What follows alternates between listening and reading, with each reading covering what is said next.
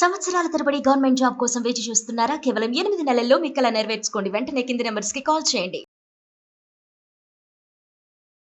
వాళ్ళు బాధలో ఏం చేస్తారో తెలీదు. నిజంగా ఎప్పుడు, ఎక్కడ, ఎలా ఎంటర్ అవుతారో కూడా తెలీదు కదా!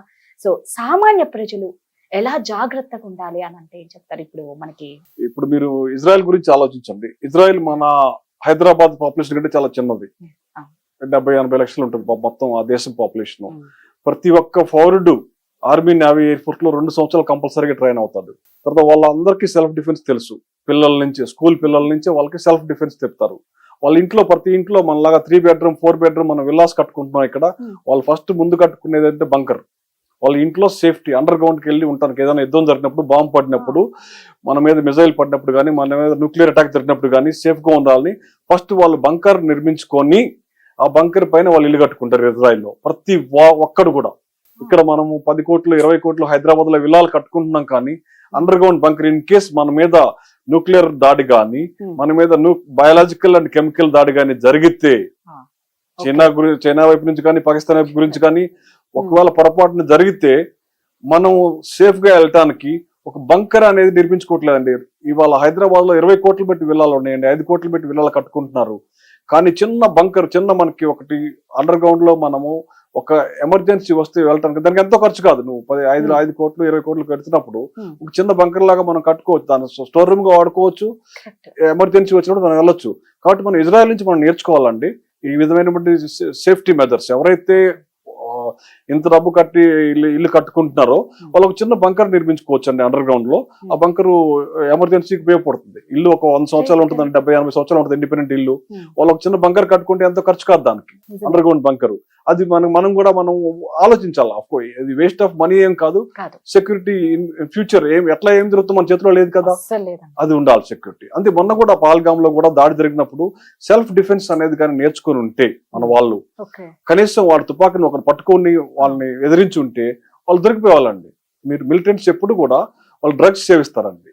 దాడి చేసేటప్పుడు నేను చూశాను కదా కాశ్మీర్ లో మా ఎయిర్ ఫోర్స్ స్టేషన్ అవంతిపురి మీద దాడి చేసినప్పుడు మేము చంపేసిన 4 టెర్రరిస్టులు కూడా డ్రగ్స్ తీసుకున్నారండి. వాళ్ళ బ్లడ్ లో టెస్ట్ చేస్తే డ్రగ్స్ కన్జ్యూమ్ చేస్తారు వాళ్ళు. ఎందుకంటే డ్రగ్స్ తీసుకోకుండా వాళ్ళు అటాక్ చేయలేరు వాళ్ళు. సో వాళ్ళంతా డ్రగ్స్ తీసుకొని ఉంటారు. అలాంటప్పుడు మనం అటాక్ చేయడానికి, వాళ్ళని తీసుకోవడానికి ఈ స్కూల్స్ లో కూడా అండి ఒక ప్రత్యేకమైన వారానికి ఒక క్లాస్ పెట్టాలి.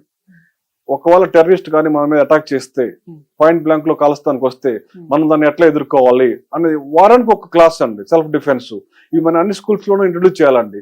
మనం ఇవాళ రేపు అసలు నారాయణ చైతన్య అవన్నీ వచ్చిన తర్వాత పిల్లలకి ఆటలు కూడా నేర్పించట్లేదు. మనం ఓన్లీ చదువు అని రుబ్బుతా ఉన్నాము. కానీ ఇది మంచి పద్ధతి కాదు. కనీసం వారానికి ఒక్క క్లాస్ అండి, వారానికి ఒక క్లాస్ అరగంట సెల్ఫ్ డిఫెన్స్. ఇన్ కేస్ ఎవరన్నా మీ మీద కత్తితో గానీ తుపాకీతో గానీ దాడి చేస్తే మనం ఏం చేయాలి? శత్రువులు మనకు పాకిస్తాన్ నుంచి వచ్చే పర్లేదండి, మన చుట్టూతోనే ఉంటారు. స్లీపర్ సెల్స్ వాళ్ళ భావజాలానికి ఆకట్టుకొని వాళ్ళని ఆకర్షించేవాళ్ళు. ఇప్పుడు పాకిస్తాన్ ఇండియా మ్యాచ్ జరుగుతుంటే పాకిస్తాన్ సపోర్ట్ చేసే వాళ్ళు మన ఇండియాలోనే ఉన్నారు.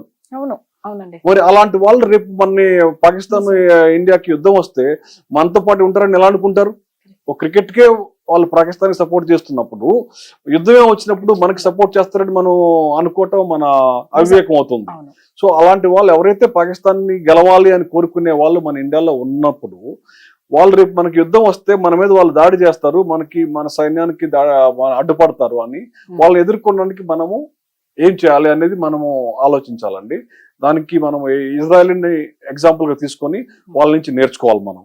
మీరు ఆల్రెడీ ఎయిర్ ఫోర్స్ కాబట్టి, రిటైర్డ్ ఆఫీసర్ కాబట్టి, యుద్ధానికి వెళ్ళేటప్పుడు మీకు ఎలాంటి ట్రైనింగ్ ఇస్తారండి?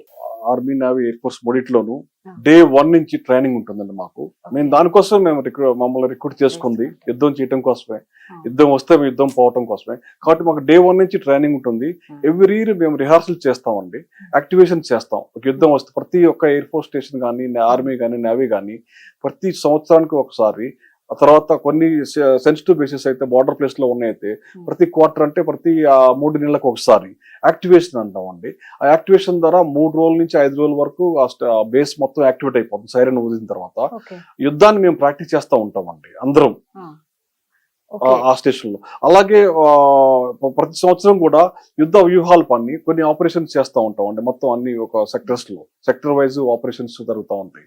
అవన్నీ మేము మొదటి నుంచి ప్లాన్ చేసుకొని తర్ఫీదు పొంది ఉంటాం కాబట్టి మాకు ఆ ప్లానింగ్ కి భయం ఉండదు. మాకు ఏదైనా టాస్క్ వస్తే దాన్ని ఇప్పుడు కూడా మన పహల్గాము దానికి రిటాలియేట్ చేయడానికి మనం ఇప్పుడు ఆపరేషన్ సింధూర్ కూడా 15 రోజులు మనము జాగ్రత్తగా ప్లాన్ చేస్తాం. ఎందుకంటే ఆ 9 స్థావరాలు కరెక్ట్ లొకేషన్స్ ఇప్పుడు ఉన్నవి అవేనా, లేకపోతే అక్కడి నుంచి మారిపోయారా, వేరియస్ ఇంటెలిజెన్స్ రిపోర్ట్స్ మనకి research and analysis wing, NTRO, అలాగే ఫారిన్ సంస్థలైన మొసాద్, తర్వాత CIA వాళ్ళ రిపోర్ట్స్ అన్ని తీసుకుని వాళ్ళ స్థావరాలు ఎక్కడెక్కడ ఉన్నాయి ఉగ్రవాద స్థావరాలు అవన్నీ వెరిఫై చేసుకుని రీచెక్ చేసుకుని మనం ఏమంటే ఆబ్జెక్టివ్ ఏంటి, మనం ఏం చేయాలి అని నిర్ణయించుకున్నారండి. దానికి ఆల్మోస్ట్ 2 వారాలు టైం పట్టింది. మనకి ఇంకేం కావాలి అని ఆ ప్లాన్ ప్రకారం మనము ఏ స్థావరాలను అటాక్ చేయాలి, దాంట్లో ఎవరెవరు ఉండాలి, ఎక్కడెక్కడి నుంచి చేయాలి, ఏ టైంలో చేయాలి అని చాలా సీక్రెటివ్ గా సర్ప్రైజ్ ఎలిమెంట్ తోటి మనం ఆపరేషన్ సింధూర్ ని సక్సెస్ఫుల్ గా కండక్ట్ చేయగలిగామండి.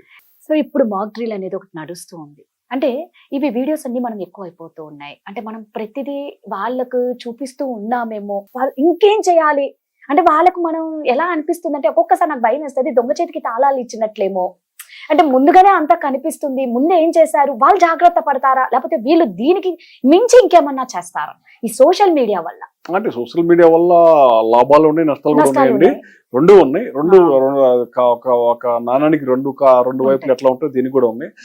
ఇన్ఫర్మేషన్ కూడా వెళ్తుందండి సోషల్ మీడియా వల్ల. ఇప్పుడు మాక్ డ్రిల్ అన్నాం కదా, మాక్ డ్రిల్ అనేది ఎందుకు అవసరం అంటే రేపు యుద్ధం వచ్చింది అనుకోండి, మనకి బ్లాక్అవుట్ సైరన్ ఇస్తారు. బ్లాక్అవుట్ సైరన్ ఇవ్వగానే లైట్స్ అన్ని ఆపేసేయాలి. మనం లైట్స్ అన్ని ఆపేసి కర్టన్స్ వేయాలి. అప్పుడు ఏంటంటే మొత్తం చీకటి కనిపిస్తుంది. ఏదైతే మీరు విమానం నుంచి పైనుంచి చూస్తుంటే నైట్ టైం మొత్తం వెలుగుతూ ఉంటది కదా, అప్పుడు ఒకవేళ వైమానిక దాడి చేసే వాళ్ళకి ఇది పెద్ద సిటీ అని ఇక్కడ దాడి చేయొచ్చు. అదే మనం లైట్స్ మొత్తం ఆఫ్ చేసేసాం అనుకోండి, వాడికి పైనుంచి అసలు ఏం కనిపించదు. సో మన అది డిసెప్టివ్ అనమాట టెక్నాలజీ. సో అది అందరికి తెలియాలి. సైరన్ ఎప్పుడైతే రాగానే లైట్ చేసి కర్టన్స్ వేసేసాం అనుకో అన్ని మూసేస్తాయి. గవర్నమెంట్ కూడా మనం లైట్స్ వేయటం కదా, గవర్నమెంట్ కూడా మెయిన్ అక్కడి నుంచి పవర్ సప్లై ఎక్కడి నుంచి ఉందో అక్కడి నుంచి తీసేస్తే పైనుంచి మనకి ఏం కనపడదు. సో మనం సిలిండర్లు కూడా ఆఫ్ చేయాలి కదండి మామూలుగా. అంటే విన్నాను లైట్స్ తో పాటు సిలిండర్లు కూడా ఎలక్ట్రానిక్ వస్తువులు ఎందుకంటే కొన్ని మిజైల్స్ ఉంటాయండి, అవి హీట్ సీకింగ్ మిజైల్స్ అంటారు.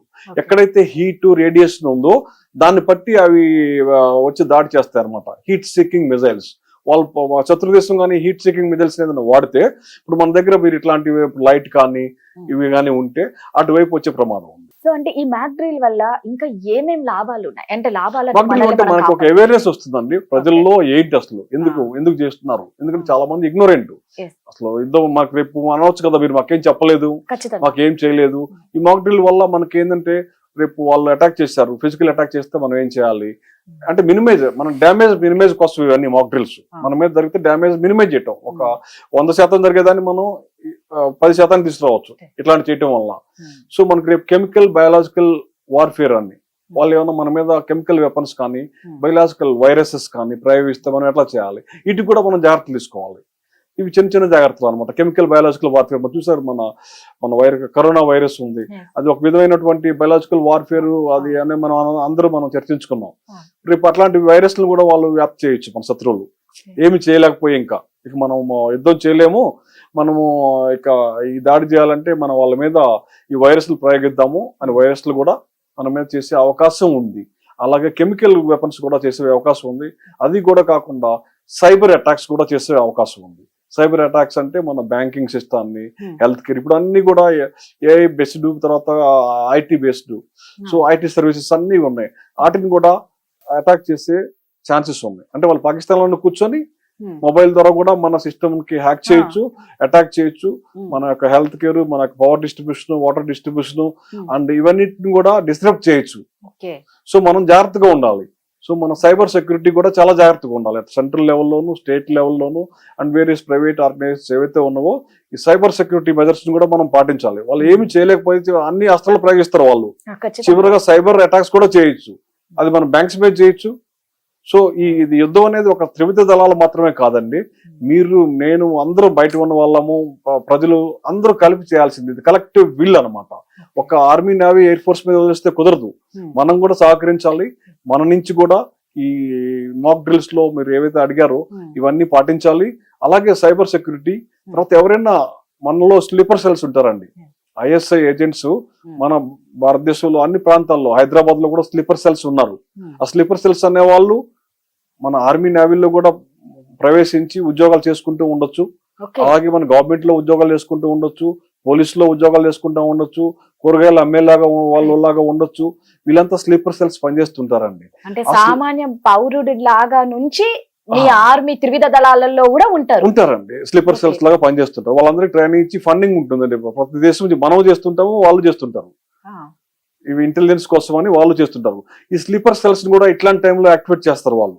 కాబట్టి మనం కూడా జాగ్రత్తగా ఉండాలి. ఎవరైనా సస్పీషియస్ మూమెంట్ ఉంటే, నిన్నటి దాకా వీడు కూరగాయలు అమ్ముతున్నాడు, సడన్ గా వీడు ఏంటి ఇట్లా వచ్చాడు, మొన్నటి దాకా వాడు ఇస్త్రీ చేస్తున్నాడు బండి, ఇవేంటి ఇట్లా వీడి మూమెంట్స్ ఇట్లా ఉన్నాయి, మనకు తెలియదు. మన అపార్ట్మెంట్ కాంప్లెక్స్ లో ఇస్త్రీ చేస్తూ ఉంటాడు. ఆ ఇస్త్రీ పెట్టి చేసేవాడు పాకిస్తాన్ వాళ్ళు డబ్బులు ఇచ్చి వాడు ఏజెంట్ గా స్లీపర్ సెల్ గా వాడుకోవచ్చు. సో ఇట్లాంటివన్నీ కూడా మన వాళ్ళు జాగ్రత్తగా గమనించాలి. ఇప్పుడు ఒక యుద్ధం మనకి ప్రత్యక్ష యుద్ధం కాకుండా పరోక్షంగా ఈ స్లీపర్ సెల్స్ ద్వారా కూడా దాడి చేసే అవకాశం ఉంది. కాబట్టి మనం అందరం మన చుట్టుపక్కల ఉన్న సర్వెంట్స్, ముఖ్యంగా నేపాల్ నుంచి వచ్చిన సర్వెంట్స్ ఉన్నారు, బంగ్లాదేశ్ నుంచి వచ్చిన సర్వెంట్స్ ఉన్నారు, కొంతమంది ఇళ్లలో అయితే రోహింగ్యాలను కూడా సర్వెంట్స్ గా పెట్టుకున్న విషయం తెలుస్తుంది హైదరాబాద్ లో. వీళ్ళంతా చాలా తక్కువగా వస్తున్నారు. మనకి రోహింగ్యాలు అయితే ఇప్పుడు ఫ్రీగా వాళ్ళకి తిండి పెడతాలన్నమాట, పనిచేసి పెడుతున్నారు. నేను ఈ మధ్య హైదరాబాద్ లో కనిపెట్టాను. కొన్ని ఫామ్ హౌసెస్ లో, కొన్ని పెద్ద పెద్ద ఇళ్లలో ఈ రోహింగ్యా వచ్చిన మన బర్మా నుంచి తిరిగి వచ్చిన రోహింగ్యాలు వాళ్ళకి ఓన్లీ ఆశ్రమించి తిండి పెడితే చాలా ఫ్రీగా పనిచేసి పెడుతున్నారు. బంగ్లాదేశ్ కూలీలు మన కూలీల కంటే సగం రేటుకి పనిచేసి పెడుతున్నారు. సో మనం వీటి గురించి చాలా జాగ్రత్తగా ఉండాలన్నమాట. మన చుట్టూ ఉన్న సర్వెంట్స్, అతను ఎవరు, రోహింగ్యానా, నేపాలీనా, బెంగాల్ అతను ఫోన్లు ఎక్కడికెక్కడికి వెళ్తున్నాయి, అతను ఏంటి, దాని మీద ఒక కన్నేసి ఉంచాలి మనం. సో భారత ఆర్మీ, నేవీ, ఎయిర్ ఫోర్స్ తో పాటు పోలీస్ తో పాటు మన ప్రతి పౌరుడు కూడా ఎక్కడైతే మనకి వీళ్ళు పనిచేస్తూ ఉంటారో, మన ఇజ్రాయలీ ప్రజలు, ఇజ్రాయలీస్ లాగా మనం వాళ్ళని చూసి నేర్చుకొని చాలా అలర్ట్ గా ఉండాలి. నిజమండి. అంటే మీరు ఆల్రెడీ 4 టెర్రరిస్ట్లను కూడా చంపేశారు. మీకు మీ ఫ్యామిలీ కానీ ఏదన్నా గుర్తు రావడం అంటే అనిపిస్తుందా, ఇంకా నేను ఇంతేనేమో, నేను తర్వాత ఏంటన్నది అన్న క్వశ్చన్ మీలో మీకు కలుగుతుందా? నిజంగా అండి. ఎందుకు కానీ నేను ఆ రోజు నాకు మోటరోలా సిస్టమ్ లో కాల్ వచ్చింది, గార్డ్ రూమ్ అండర్ అటాక్ అని.